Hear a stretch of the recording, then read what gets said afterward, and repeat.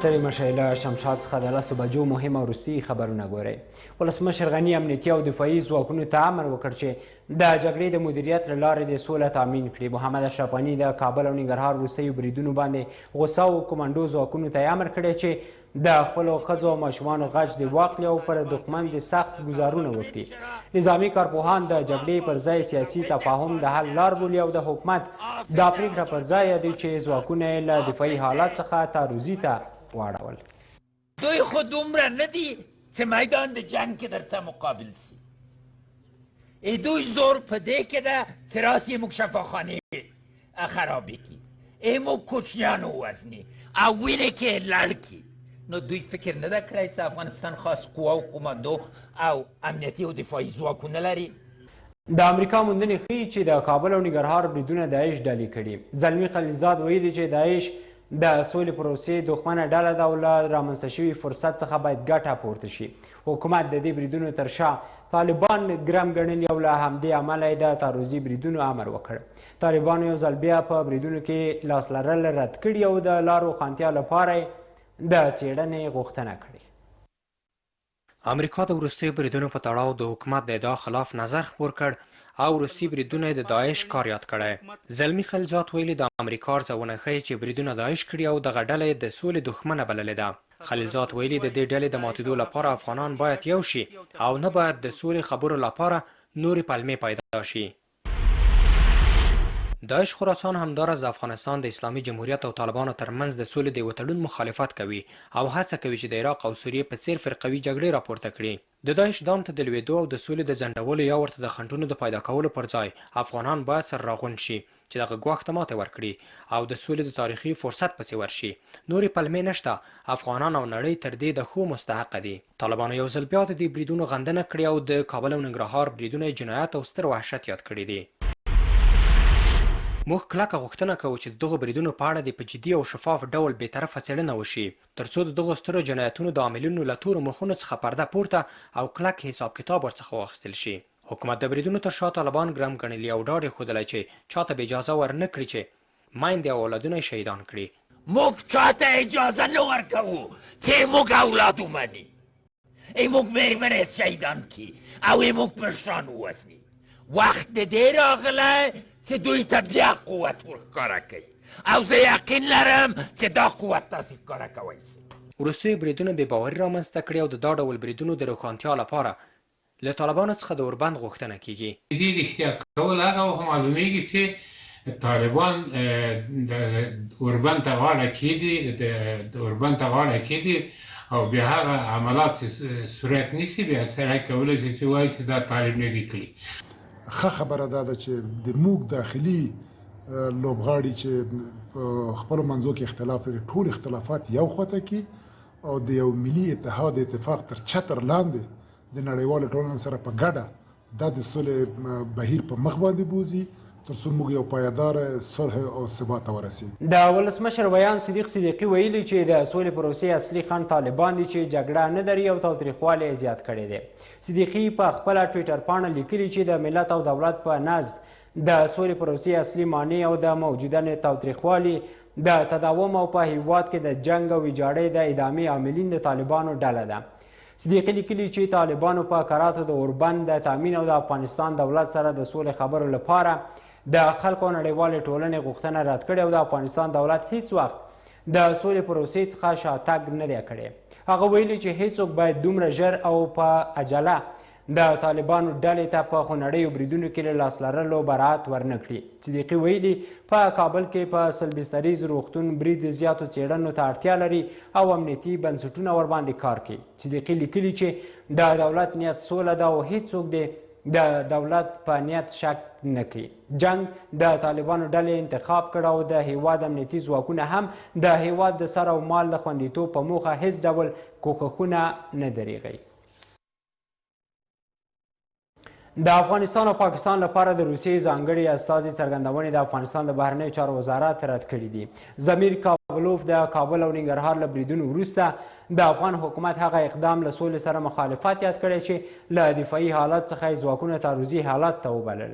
د افغانستان د بهرنیو چارو وزارت بیان لیکلي چې دا د حکومت مسؤلیت دی چې د خلکو د خوندیتوب لپاره د ترهګرو پر ضد اقدام وکړي. د کابل په ګډون لویو ښارونو کې د عامې روغتیا وزارت د وړاندیز خلاف قرنطین مات شوی. د روغتیا وزارت معلومات ښیي چې په تیرو 24 ساعتونو کې د کرونا ویروس تازه 414 مثبت پیښې ثبت شوي چې لا یې هم ګواښ په زیاتېدو دی. کابل او هرات دوه هغه ولایتونه دي چې د مثبتو پیښو شمیر پکې زیات دی. هیواد کې د کرونا ګواښ ورځ تر بلې زیاتیږي. په یوه شپه ورځ کې د عامې روغتیا وزارت په کچه بېلابېلو لابراتوارونو کې د کرونا ویروس 1122 مشکوک سمپلونه معاینه شوي چې له ډلې یې 414 مثبت دي. عامې روغتیا وزارت معلومات ښیي ثبت شویو مثبتو پیښو کې تر ټولو زیاتې په کابل کې 162 او هرات کې 122 دي. تیرو 24 ساعتو کې په افغانستان کې 1122 سمپلونه په مختلفو لابراتوارونو کې ټست شوي دي چې د دې د منځ نه 414 مثبت واقعات تثبیت شوي.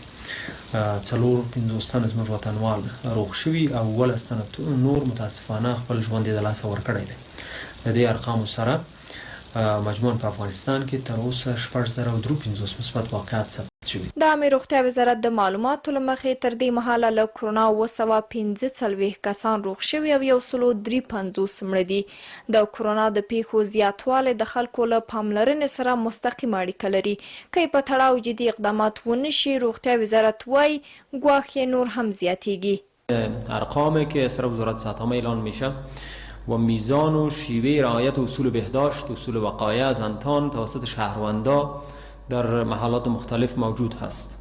هرچی شهروند ما دیسیپلین پذیر میشه اصول را رعایت میکنه در سطح خانواده در سطح جامعه و در سطح محل کار و ما اندازه آمار کمتر می داشته باشیم. عامې روغتیا وزارت ټینګار کوي که ښاریان اوس مهال جدي وقایوي تدابیر په پام کې ونیسي راتلونکي مني کې به د کرونا له ګواښه خوندي وي.